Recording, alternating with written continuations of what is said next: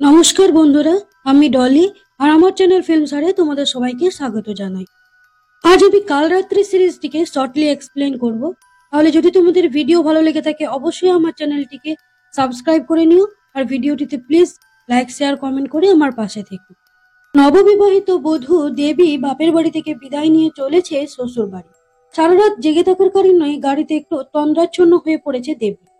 ওই অবস্থায় দেবী দেখলো বধূবরণের সময় ওপাশ থেকে তার বান্ধবী মায়া তাকে বলছে, জানিস দেবী, ও থালায় দুধে আলতার বদলে রয়েছে তোর বর রুদ্রর রক্ত। ভয় পেয়ে ঘুমটা ভেঙে গেল দেবীর। গাড়িতে রয়েছে তার বর রুদ্র আর সামনের সিটে রয়েছে মেজ দেওর অজিতেশ। রুদ্র সমানে ড্রিঙ্ক করে চলেছে। এই বিয়েতে তার মোটেও ইচ্ছে ছিল না। দেবীর মনে পড়লো গায়ে হলুদের দিনের কথা। হলুদ রঙের শাড়ি পরে দেবীকে খুব সুন্দর লাগছিল, কিন্তু তার মনে কোনো আনন্দ ছিল না। ঠিক সেই সময় মায়া এসে বলল, কিরে, ভয় করছে দেবী? দেবী বলল, ভয় করবে কেন? মায়া বলল, জানিসই তো রুদ্রর সাথে তোর কি জন্য বিয়ে দেওয়া হচ্ছে। ঋতিকার বিষয়টা তো তুই জানিস। সেই সময় বরের বাড়ি থেকে দেবীর মেজজা রায় বরের গায়ের হলুদ নিয়ে এলো। গায়ে হলুদ ছেড়ে দেবী স্নান করতে গেলে মায়া আবার তার কাছে এলো। মায়া বলল, তুই কি ভাবলি চিরাগ এসছে? চিরাগ কি করে আসবে, সে তো মরে গেছে। এই ব্যাপারে চিরাগ আর তোর নতুন বরের মধ্যে খুব মিল, জানিস। ওদিকে চিরাগ মরে গেছে, এদিকে তোর নতুন বরের বউ ঋতিকাও মরে গেছে। দেবী বলল, চিরাগ আমার বর ছিল না মায়া। মায়া বলল, ওই হলো বয়ফ্রেন্ড, প্রেমিক তো ছিল। মায়া বলল, আজ আমি আবার একটা ভবিষ্যৎবাণী করতে এসেছি, জানিস। আর তুই তো জানিসই আমার ভবিষ্যৎবাণী ফলে যায়। মায়া বলল, তোর বিয়ের পরদিনই তোর বর মরে যাবে, কাল রাত্রির দিন। কেউ বাঁচাতে পারবে না। ক্রমশ চিন্তাগ্রস্ত হয়ে পড়ছে দেবী। ঠিক সেই সময় তাদের গাড়ি দেবীর শ্বশুর বাড়িতে এসে পৌঁছলো। বাড়ি ঢুকতেই দেবীর এই বাড়ির কিছু আবঝা স্মৃতি মনের মধ্যে ভাসতে শুরু করলো। এই যেমন কেউ কাউকে বাড়ি থেকে বের করে দিচ্ছে। মাথা ঘুরে যাচ্ছিল দেবীর, পিছন থেকে মেজদাওর অজিতেশ তাকে ধরে ফেলল। বললো, ঠিক আছো তো, ভিতরে যেতে পারবে? রুদ্র তখন ঠেস দিয়ে বলল, না, মনে হচ্ছে যেতে পারবে না, ওকে একটু কোলে করেই নিয়ে যা। দেবীকে বরণ করতে এলো মেজজা রায়। বরণ করার সময় রুদ্র রায়ের গালে হাত বুলিয়ে দিয়ে বলল, কি সুন্দর দেখতে লাগছে তোমায়। দেবী বুঝলো রুদ্র আর তার মেজজা রায়ের মধ্যে সম্পর্কটা স্বাভাবিক নয়। সেই সময় সেখানে এলেন রুদ্রর বাবা সমরেশ বর্মন। বললেন, এসব কি হচ্ছে রুদ্র? রুদ্র বলল, আর কি আর হবে, ও আমার বউকে একটু ছুঁয়েছে, আমি ওর বউকে একটু ছুলাম। এবার দুধে আলতায় পা দিয়ে দেবী বাড়ির ভিতরে ঢুকলো।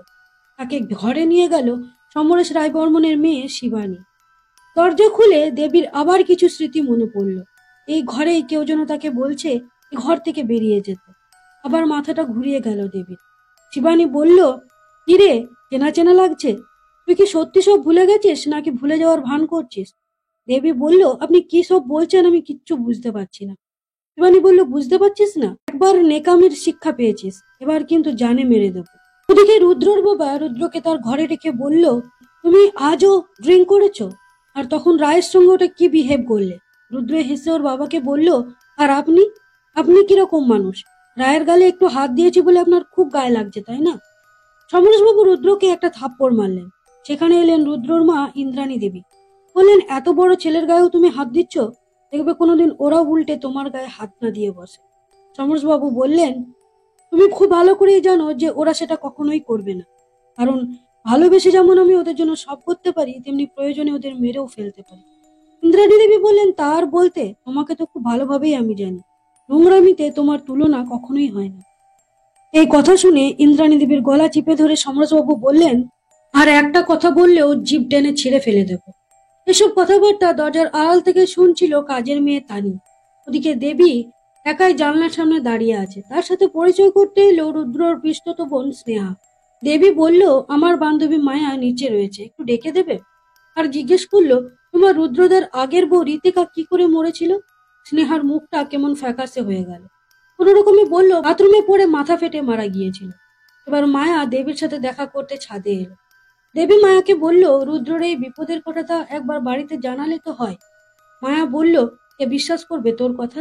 উল্টে তোকেই দোষারোপ করবে। এবার আমরা দেখতে পাই দেবী তার ঘরে বসে আছে, আর ওদিকে তানি গিয়ে দেখে যে রুদ্র তার বিছানায় উপুর হয়ে পড়ে আছে। একটা খোপার কাঁটা রুদ্রর পিঠের দিকে গেঁথে রয়েছে। তানি চিৎকার করে উঠল। সবাই রুদ্রর ঘরে গিয়ে হাজির। রুদ্রর মা বারবার অজ্ঞান হয়ে যাচ্ছেন। একটু পরে সেখানে তদন্তে এলো ডিসিপি সাত্তকী সান্যাল এবং তার সহকর্মী ইমন ব্যানার্জি। সমরেশবাবু বললেন, যত তাড়াতাড়ি সম্ভব আপনাদের এই কাজকর্মগুলো মিটিয়ে নিলে ভালো হয়। এই এলাকায় আমাদের একটা প্রেস্টিজ আছে। সাত্তকী বলল, তা কি আর করা যাবে বলুন? খুনি যখন আপনাদের ফ্যামিলি প্রেস্টিজ জ্ঞান করেনি, তখন পুলিশ আর কি করবে? সমরেশবাবু বললেন, আপনি বোধহয় আমাকে চেনেন না। সাত্তকী বলল, না না, চিনি। আপনি সমরেশ রায় বর্মন। এই প্রতাপনগরে যে multi super speciality nursing home life care, আপনি তার চেয়ারপারসন। আপনার বড় ছেলে রুদ্র রায় বর্মন তার ম্যানেজিং ডিরেক্টর ছিলেন, আর মেজো ছেলে অজিতেশ রায় বর্মন সেই নার্সিং হোমের একটা প্রধান মুখ, বিখ্যাত সার্জেন। আর আপনার ছোট ছেলে বরুণ রায়, সে হলো একজন লম্পট চরিত্রহীন ছেলে। আপনার মেয়ে শিবানী, তার শ্বশুর বাড়ি পাশের গ্রাম পলাশপুরে। এবার আপনি বলুন তো অজিতেশ বাবু, কাঁটাটা আর যেটা ভিকটিমের পিঠে গেঁথে রয়েছে, ওটা ভিকটিমের পিঠে গেঁথে থাকার আগে কার খোপায় থাকতো? অজিতেশ বলল, আমি ঠিক জানি না। সাত্তকী ইমনকে বলল বডি পোস্টমর্টমে পাঠিয়ে দিতে। বডিটা প্রথম কে দেখেছে জানতে চাইলে ইমন বলল, বাড়ির কাজের মেয়ে তানি। সাত্তকী তাকে বলল তানির সঙ্গে একবার কথা বলতে। দেবীর ঘরে এলো সাত্তকী, আর ওদিকে ইমন কাজের মেয়ে তানির সাথে কথা বলল। কাল রাত্রে ও বাথরুমে যাচ্ছিল, হঠাৎ উপরে একটা শব্দ শুনে তাকিয়ে দেখতে পায় বারান্দায় একটা বোরখা পরা কেউ একজন হেঁটে যাচ্ছে। এরপর বাথরুম সেরে ও উপরে গিয়ে বারান্দায় দেখে যে বড়দাদাবাবুর ঘরের দরজা খোলা রয়েছে, ঘরে লাইট জ্বলছে। ভিতরে গিয়ে দেখে বড়দাদাবাবুকে কেউ খুন করে গেছে। চিৎকার করে সবাইকে ডেকেছিল তানি। এদিকে সাত্তকী দেবীকে জিজ্ঞেস করলো, আপনারা রুদ্রর কি সম্বন্ধ করে বিয়ে? দেবীর মনে পড়ল যে সমরেশ রায়বর্মন তার বিয়ের আগে তার বাড়ি গিয়েছিল দেবীর মা বাবার সঙ্গে কথা বলতে। সমরেশ রায়বর্মনের হাব ভাব দেখে মনে হচ্ছিল দেবীর মা বাবার সাথে তার পুরনো কোনো ভয়ঙ্কর অতীত আছে। দেবীর মা বাবা যথেষ্ট থতমত অবস্থায় সমরেশবাবুর সামনে বসেছিলেন। মায়া দেবীকে বলেছিল, ওই বুড়োটার মতলবটা ভালো ঠেকছে না, তুই তো তোর নিজের ভালো বুঝবি না, তাই আমি গিয়ে আড়াল থেকে শুনি ওরা কি বলছে। সমরেশবাবু বললেন, ভালোই হয়েছে চিরাগ জলে ডুবে মারা গেছে। তোমরা দেবীর জন্য চিন্তা করো না, ওর সাথে আমার ছেলে রুদ্রর বিয়ে দেবো। টাকা পয়সা সব আমি পাঠিয়ে দেবো, তোমরা শুধু বিয়ের ব্যবস্থা করো। এসব কথা মনে পড়াই দেবী কাঁদতে শুরু করলো। সাত্তকী বলল, বেশ, আমি কিছুক্ষণ এ বাড়িতেই আছি, যদি আপনার কিছু বলার থাকে আমাকে ডেকে নেবেন। এবার সাত্তকী গেল তানির কাছে তাকে জেরা করতে। সাত্তকী তানিকে বলল, এবার বলো তো তানি, রুদ্রর পিঠে যে কাঁটাটা গেঁথে রয়েছে সেটা কার? তানি বলল, ওটা তো মেজ বৌদির। কাল সন্ধ্যায় যখন মেজ বৌদি বরদাবাবুর ঘরে যাচ্ছিল, তখন তার চুলের খোঁপায় কাঁটাটা ছিল। মেজ বৌদি বরদাবাবুকে জড়িয়ে ধরে বলেছিল, কি ব্যাপার রুদ্র, একা একা বসে আছো, মন খারাপ? বরদা বলেছিল, আমি তোমাকে ছেড়ে থাকতে পারবো না রায়, তোমার জন্য আমি রীতিকাকে মেরেছি। সেই সময় বড় মা মেজ বৌদিকে ডাকতে ওই ঘরে যায়। ধরভর করে মেজ বৌদি আলুথালু চুলে ঘর থেকে বেরিয়ে আসে। সেই সময় কাঁটাটা তার আর খোপায় ছিল না। বড় মা বলেছিলেন, কি করছো তুমি রুদ্রর ঘরে? বড় বৌমাকে খেয়েও তোমার শান্তি হয়নি? এই বাড়িতে আছো কেন? লাইনে গিয়েই তো দাঁড়াতে পারো। সাত্তকী বলল, খুনটা কে করেছে বলে তোমার মনে হয়? তানি বলল, এবারের সবাই এই খুনটা করতে পারে। অন্যদিকে দেবী আনমনোভাবে হাঁটতে হাঁটতে এই বাড়ির সামনে একটি পুকুরের ধারে এলো এবং পুকুরের মধ্যে চিরাগকে দেখতে পেয়ে সেখানে আস্তে আস্তে নেমে গেল। এদিকে দেবীর বাবা মা এসেছেন। তানি সারা বাড়ি খুঁজেও দেবীকে দেখতে পেল না। শেষ পর্যন্ত ওই পুকুরে দেবীকে ডুবে যেতে দেখে সাত্তকী তাকে জল থেকে তুলে নিয়ে এলো। অজিতেশ তাকে দেখে বলল, এখন মোটামুটি ঠিক আছে। মেজ বউ রায় ভিজে কাপড় খুলে শুকনো কাপড় পরিয়ে দিল দেবীকে। তখন দেবী রায়কে হঠাৎ করে জিজ্ঞেস করলো, আপনি রুদ্রকে খুব ভালোবাসতেন তাই না? আপনার তো এখনো খুব মন খারাপ। আচ্ছা, রুদ্রর প্রথম বউ এই ঘরেই মারা গিয়েছিল? রায় থতমত করে বলল, এসব কি বলছো তুমি, আর আমাকে এবার জিজ্ঞেস করছো কেন? দেবী আরো বলল, আপনার ওই খোঁপার কাঁটাটা অনেকেরই ভালো লাগে তাই না? যেমন রুদ্র, বরুণ, এমনকি আমার শ্বশুর মশাইয়েরও। সাত্তকীকে একটু অন্যমনস্ক দেখে ইমন জিজ্ঞেস করলো, কি হয়েছে স্যার? সাত্তকী বলল, সে যখন দেবীকে জল থেকে তুলছিল তখন দেবী বারবার করে বলছিল সে মরে যেতে চায়, কিন্তু একবার হঠাৎ ও বলে উঠেছিল যে ওকে বাঁচান, ওকে না বাঁচালে আমিও মরে যাব। ইমন তখন বলল, এই দেবীকেই আমার কেমন অদ্ভুত লাগছে। সেই সময় সাত্তকীর কাছে ফোন এলো ডিস্ট্রিক্ট ম্যাজিস্ট্রেট মহালক্ষ্মী আইয়ারের। তিনি সাত্তকীকে তৎক্ষণাৎ ডেকে পাঠালেন। রায় গেল সমরেশ বাবুর কাছে, বলল যে তুমি নিশ্চিত দেবীর কিছুই পুরনো কথা মনে নেই, ও সব ভুলে গেছে? পিছন থেকে ওদের এই কথাবার্তা শুনছিলেন ইন্দ্রাণী দেবী। তিনি বললেন, তোমাদের সকলের পাপ এই বাড়িতে যে কাল রাত্রি ডেকে এনেছে তার হাত থেকে আমাদের কারোর মুক্তি নেই। এই বলে তিনি ঘর থেকে বেরিয়ে গেলেন। সোজা দেবীর ঘরে এসে দেবীর চুলের মুঠি ধরে তিনি বললেন, কেন ফিরে এলি এই বাড়িতে? আসতে বারণ করেছিলাম তো। তোর জন্য আমার ছেলেটাকে চলে যেতে হলো। প্রায় কোনো রকমে তাকে ছাড়িয়ে নিয়ে গেল। দেবী বলল, মায়া, আমি কিচ্ছু বুঝতে পারছি না। গতকাল শিবানীও আমাকে তুই করে বলছিল, আর আজ উনি আমাকে এই সমস্ত কথাগুলো বললেন। এনারে কি আমাকে আগে থেকেই চেনে? কিন্তু আমার কেন কিচ্ছু মনে পড়ছে না। ওদিকে সাত্তকী গেল ডিএম এর অফিসে। ডিএম বললেন, প্রবাল বাবুর থেকে শুনলাম তুমি সমরেশ রায়বর্মনদের কেসটা তদন্ত করছো। কি বুঝলে? সাত্তকী বলল, এখনো খুবই প্রাথমিক পর্যায়ে আছি। বডি ফরেন্সিকে পাঠানো হয়েছে। খুনের ধরন সম্পূর্ণ আনন্যাচারাল। আমার ধারণা উনি বাড়িরই কেউ হবে। হিউম্যান অ্যাটোনমি সম্বন্ধেও খুনির ভালোই জ্ঞান আছে। বাড়ি ফেরার সময় সাত্তকীর গাড়ির সামনে একজন বৃদ্ধ মানুষ এসে পড়ল। হঠাৎ গাড়িটা দাঁড় করিয়ে সাত্তকীর অতীতের কিছু ঘটনা মনে পড়ে গেল। আসলে তার বাবা অনিন্দ্য সান্যাল এরকম একটি রোড অ্যাক্সিডেন্টে মারা গিয়েছিলেন। সাত্তকী বাবা শেষের দিকে পাগল হয়ে গিয়েছিলেন। তার অবশ্য একটা কারণ আছে। সেই সময় তিনি এই প্রতাপনগরের এসপি ছিলেন। প্রতি মৈত্র স্ত্রী রিমি মৈত্রের মার্ডার কেসে তিনি ব্রতী মৈত্রকে অ্যারেস্ট করেছিলেন এবং সমস্ত তথ্য প্রমাণ আদালতে পেশ করে 14 বছরের সশ্রম কারাদণ্ড দিয়েছিলেন। জেলে থাকাকালীন ব্রতী মৈত্র গায়ে আগুন জ্বালিয়ে 80% বার্ন অবস্থায় হসপিটালে ভর্তি হয়েছিল। সেখানে তাকে দেখতে গিয়েছিলেন অনিন্দ্যবাবু এবং তখন ব্রতী অনিন্দ্যবাবুকে খুবই কষ্টে বলেছিলেন তাকে ভুলভাবে শাস্তি দেওয়া হয়েছে। নির্দোষকে শাস্তি দেওয়ার কারণেই অনিন্দ্যবাবুর মাথাটা খারাপ হয়ে যেতে শুরু করেছিল। সেই কারণে তার চাকরিও চলে গিয়েছিল। আর অনিন্দ্য সান্যালকে চাকরি থেকে সরানোর জন্য হেল্প করেছিল প্রবাল। এই প্রবাল তখন অনিন্দ্যবাবুর সহকর্মী ছিল। বাড়ি ফিরে নিজের ড্রেসটা চেঞ্জ করবার সময় ইমন তাকে ফোন করে বলল, দেবী আপনাকে কিছু বলতে চাইছে, আপনি এক্ষুনি একবার আসুন। সাত্তকী সেখানে গেলে দেবী বলল, চিরাগ মুখার্জি, পলাশপুর হাই স্কুলের বায়োলজির টিচার।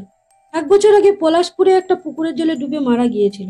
আপনি একটু তদন্ত করে বলতে পারবেন ও কিভাবে মরেছিল? আসলে ও স্টেট লেভেল সুইমার ছিল, তাই ও জলে ডুবে মরতেই পারে না। ওকে নিশ্চয়ই কেউ খুন করেছে। কে খুন করেছিল আমাকে একটু বলতে পারবেন?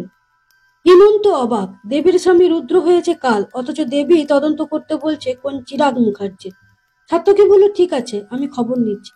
পরদিন সাত্তকী ইমনকে ফোন করে বলল, রুদ্রর ফরেন্সিক রিপোর্টটা চলে এসছে। তুমি সার্চ ওয়ারেন্ট আর সাথে পুলিশ ফোর্স নিয়ে সমরেশ রায়বর্মনদের বাড়ি চলে এসো। অন্যদিকে দেবী জানলায় দাঁড়িয়ে দেখলো চিরাগ ওকে আবার ডাকছে। বাইরে বেরোতে গিয়ে দেখলো দরজা বাইরে থেকে বন্ধ। ভিতর থেকে সমানে দরজা ধাক্কা দিতে লাগলো দেবী। ওদিকে ইমন মেজো ছেলে অজিতেশ রায়বর্মনের ঘর সার্চ করে বিছানার গদির তলা থেকে একটা জিন্স পেল, যাতে রক্তের ছিটে রয়েছে। আর আগের রাতে নার্সিংহোম সার্চ করেও একটা অ্যাপ্রন পেয়েছিল, তাতেও রক্তের দাগ ছিল। ফরেনসিক টেস্ট করে জানা গেছে ওই রক্তটা রুদ্রের। সাত্তকী সমরেশ রায়বর্মনকে বললেন, ব্যাপারটা খুবই ইন্টারেস্টিং।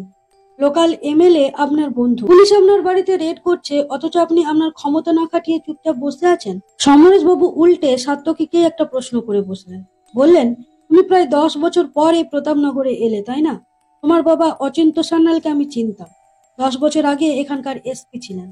আমি ব্রতী মৈত্রকেও চিনতাম, যার গায়ে আগুন লাগার পর তোমার বাবা পাগল হয়ে গিয়েছিলেন। আসলে ব্রতী ওর স্ত্রীকে খুনটা করেনি, খুনটা করেছিল আমার ছেলে রুদ্র। কারণ ব্রতীর স্ত্রীর সাথে আমার ছেলে রুদ্রর একটা অবৈধ সম্পর্ক ছিল, আর রুদ্র সমস্ত তথ্য প্রমাণ সাজিয়ে ব্রতীর ঘাড়ে দোষটা দিয়ে দিয়েছিল। এই সমস্ত কথা তোমাকে বলার কারণ হলো, তোমার বাবা কি বোকা ছিলেন না অসৎ? যদি এমন হয় যে মার্ডারার কে উনি বুঝতে পারেননি, তাহলে উনি বোকা। কিন্তু খুনিকে বুঝতে পেরেও যদি না ধরে, তার মানে বুঝতেই পারছো যে উনি আমার টাকা খেয়ে চুপ করেছিলেন, তার মানে উনি অসৎ। সাত্তকী অবাক হয়ে কথাগুলো শুনলো। তখন ইমন সেই ঘরে এসে অজিতের ঘরে পাওয়া প্যান্টটা দেখালো। এরপর অজিতেশকে গ্রেপ্তার করে নিয়ে যেতে চাইলে অজিতেশ বলল, আমি কিচ্ছু করিনি স্যার, আমাকে ফাঁসানো হচ্ছে। স্নেহা দেবীর ঘর খুলে দিলে দেবী পাগলের মতো সেখান থেকে বেরিয়ে সাত্তকীর কাছে গেল। সাত্তকীকে জিজ্ঞেস করলো, আপনি পলাশপুর গেছিলেন? সাত্তকী বলল, হ্যাঁ গেছিলাম। পুলিশ রিপোর্ট বলছে পুকুরে ডুবে, ফরেন্সিক রিপোর্ট বলছে চিরাগের ফুসফুসে জল ভরে মারা গিয়েছিল চিরাগ। দেবী বলল, কিন্তু ও কি করে জলে ডুবে মরবে? ও তো স্টেট লেভেল সুইমার ছিল। সাত্তকী বলল, পুলিশ রিপোর্টে চিরাগ মারা গিয়েছিল দুপুর 2টো নাগাদ। আপনি কোথায় ছিলেন তখন? দেবী বলল, আমি দুপুর 12টা নাগাদ পার্লারে গিয়েছিলাম, আর ওখান থেকে 3টে নাগাদ বেরিয়ে সোজা বাড়ি চলে গিয়েছিলাম। সাত্তকী বলল, কিন্তু আপনি পার্লারে ছিলেন মাত্র 1 ঘন্টা।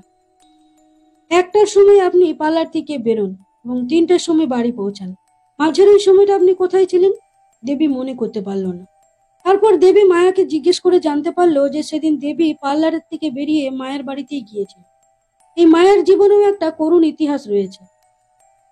মায়ারই কলেজের এক প্রফেসর মায়ের শ্লীলতাহানি করার চেষ্টা করেছিল। আগে সেই মুহূর্তে মায়ের বাবা চলে এসেছিল, তাই মায়া বেঁচে গিয়েছিল। তাই মায়া কোনো টিচারকেই সহ্য করতে পারত না, এমনকি দেবীর সাথে চিরাগের সম্পর্কটাও পারেনি, কারণ চিরাগ একজন প্রফেসর। যেদিন পার্লার থেকে বেরিয়ে মায়ের বাড়ি গিয়েছিল সেদিন মায়া বাড়ি ছিল না। ওদিকে সেদিনই চিরাগের বাবা মা দেবীর সাথে চিরাগের বিয়ের কথা বলতে দেবীর বাড়ি গিয়েছিলেন। সেদিনই চিরাগের মৃত্যু হয়। ওদিকে ইমন গেল মায়ের বাবা মার সাথে কথা বলতে। মায়ের বাবা মা বললেন, একটা কথা না বলে পারছি না। দেবীর বাবা মা কেউই কোনোদিন কাজে বেরোয়নি, অথচ দেখুন ওনাদের দেখে তো মনে হয় না যে ওনারা অনেক টাকার মালিক। তাহলে কাজে না বেরিয়ে ওদের চলছে কি করে? মায়ের মা বললেন, আমি একটা জিনিস নোটিস করেছি, প্রত্যেক মাসে শেষ বুধবার দেবীর বাবা সকাল 10টার সময় বাড়ি থেকে বেরোতেন আর বিকেল 4টেই বাড়ি ফিরতেন। অজিতেশ সাত্তকীকে বলল, আমার বাড়ির লোকদের আপনি চেনেন না সাত্তকী বাবু। আমার বাড়ির লোকদের সাথে থাকার চেয়ে জঙ্গলের হিংস্র প্রাণীদের সাথে থাকা অনেক ভালো। দাদার খুনটা আমাদের বাড়ির প্রথম খুন নয়। 2 বছর আগে আমাদের বাড়িতে প্রথম খুনটা হয়, সেটা দাদার প্রথম স্ত্রী রীতিকা। সেদিন সন্ধ্যাবেলা রীতিকার সাথে বড়দার ঝামেলা হয়েছিল রায়ের সঙ্গে বড়দার সম্পর্কটা জানাজানি হওয়ার জন্য। সেদিনই বড়দা রীতিকাকে মেরে ফেলেছিল, আর বাবা সে ঘটনাটাকে ধামাচাপা দিয়েছিলেন। রাত্রে সাত্তকী বাড়ি ফিরে আসার সময় দেবীকে ঠাকুর গলিতে দেখলো। দেখে সাত্তকী তার পিছু নিল, কিন্তু কিছু দূর গিয়েই তাকে আর দেখতে পেল না।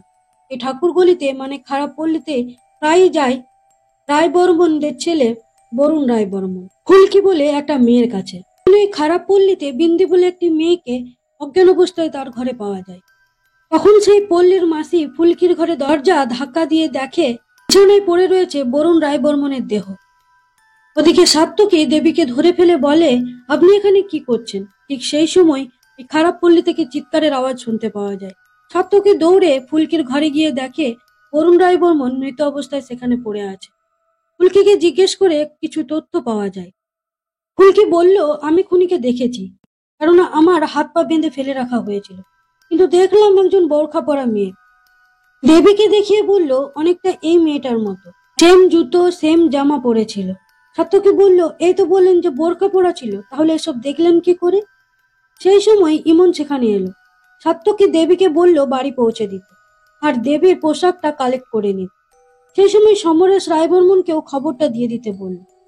দেবী চলে গেলে ফুলকি বলল, আমি বিকেলে স্নান করে ড্রায়ার দিয়ে চুল শুকোচ্ছিলাম, ঠিক তখনই কেউ পিছনে ভারী কিছু দিয়ে বাড়ি মারে আমার মাথায়, আর আমি খাটের পাশে পড়ে যাই। তখন ছোটবাবু ঘরে ভিতরে আসেনি। এর কিছুক্ষণ পর আমার জ্ঞান ফিরলে আমি দেখি একটা বোরখা পরা মহিলা দরজার আড়ালে লুকিয়ে বসে আছে। ঠিক সেই সময় ছোটবাবু ঘরে ঢুকে মহিলাটির বোরখা তুলে দেখে বলে, কি তুমি? ঠিক সেই সময় মহিলাটি ছুরি দিয়ে ছোটদাবাবুর গলাটা কেটে দেয়। এরপর মেয়েটি তার বোরখা খুলে মাটিতে ফেললো। তখনই দেখলাম ওর লম্বা চুল। ড্রেসটা জুতোটা খুলে কাগজ ছিঁড়ে বোরখাটা তার মধ্যে রেখে পুটলি পাকালো। তারপর ঠং করে মেঝেতে কিছু একটা পড়লো। তারপর মেয়েটি দৌড়ে পালালো। সাত্তকী বলল, তার মানে বরুণ খুনিকে চিনতো। ওদিকে সমরেশ বাবুকে গিয়ে ইমন খবরটা দিল যে তার ছোট ছেলে বরুণ ঠাকুরগলিতে মারা গেছে। আর দেবীকে বাড়িতে পাঠানোর সময় ইমন দেবীকে জিজ্ঞেস করেছিল যে এত রাতে ও ঠাকুরগলিতে কি করছিল। দেবী বলেছিল যে কেউ ওকে ফোন করে ডেকে বলেছিল ওখানে গেলে নাকি চিরাগের খুনির ব্যাপারে অনেক তথ্য পাওয়া যাবে, তাই সে গিয়েছিল। এবার ইমন দেবীর পোশাকটা কালেক্ট করে নিয়ে সেখান থেকে চলে গেল। প্রচন্ড ভেঙে পড়েছেন সমরেশ বাবু। ইন্দ্রাণী দেবীকে ঘুমের ওষুধ খাইয়ে দেওয়া হয়েছে। সমরেশ বাবু বাড়ির সবাইকে ডেকে বললেন, একসাথে থাকতে হবে আর একে অপরকে সাহায্য করতে হবে। পুলিশকে কে কি বলবে এক্ষুনি তোমরা নিজেদের মধ্যে ঠিক করে নাও। এবার রাত্রেবেলা সাত্তকী হঠাৎ অজিতেশের লকআপে গেল তার সাথে কথা বলতে। সাত্তকী অজিতেশকে বলল, আমি একটা খবর দিতে এলাম, রাতে ঠাকুরগলিতে বরুণ খুন হয়েছে। আরো বলল, রুদ্রবাবুর postmortem report pneumothorax punctured lungs stabbed from behind. আপনার কি মনে হয় এটা কি খুন করার কোনো স্বাভাবিক পদ্ধতি? অজিতেশ বলল, না। অজিতেশ বলল, এতে ডেথটা অ্যাক্সিডেন্টালি, মানে সার্টেন নয়। সাত্যকী বলল, তারপরও খুনি এই পদ্ধতিটাই বেছে নিল কেন? অজিতেশ বলল, খুনি যেই হোক না কেন, খুনির 3টে বৈশিষ্ট্য থাকা দরকার। প্রথম হচ্ছে হিউম্যান অ্যাটোনমি। খুনিকে হিউম্যান অ্যাটোনমি সম্বন্ধে ভালোভাবে জানতে হবে। অজিতেশ বলল, লাং থাকে রিব কেজের ভিতর সুরক্ষিত। কিভাবে স্টাফ করলে লাং পাংচার হবে সেটা খুনিকে জানতে হবে। আর একটা লাং পাংচার হলো অন্য একটা লাংয়ের ক্ষমতা আছে যে যে কোনোভাবে কাজ চালিয়ে যাবার। সেক্ষেত্রে মৃত্যুর সম্ভাবনা থাকে 1.7%, কিন্তু দাদার ক্ষেত্রে সেই মৃত্যুর সম্ভাবনা হয়ে গিয়েছিল 90%।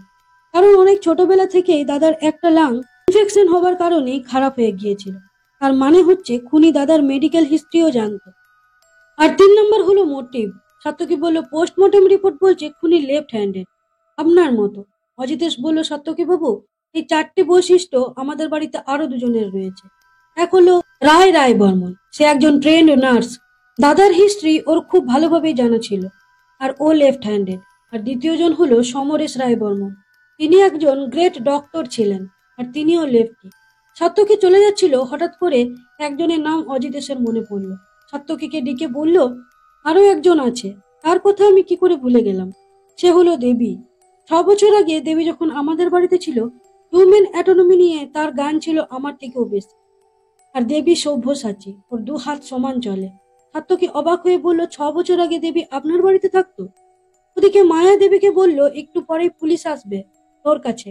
দুটো খুনির ব্যাপারে পুলিশ তোকেই সন্দেহ করছে, আর সাত্যকীকে আমার কথা বলিস না, তাহলে ও বাঁচবে না। মায়া হেসে বলল, আমাকে তোর আরো কাজে লাগবে। এ বাড়িতে আরো 4টে খুন হবে। দেবী ভয়ে থরথর করে কাঁপছে।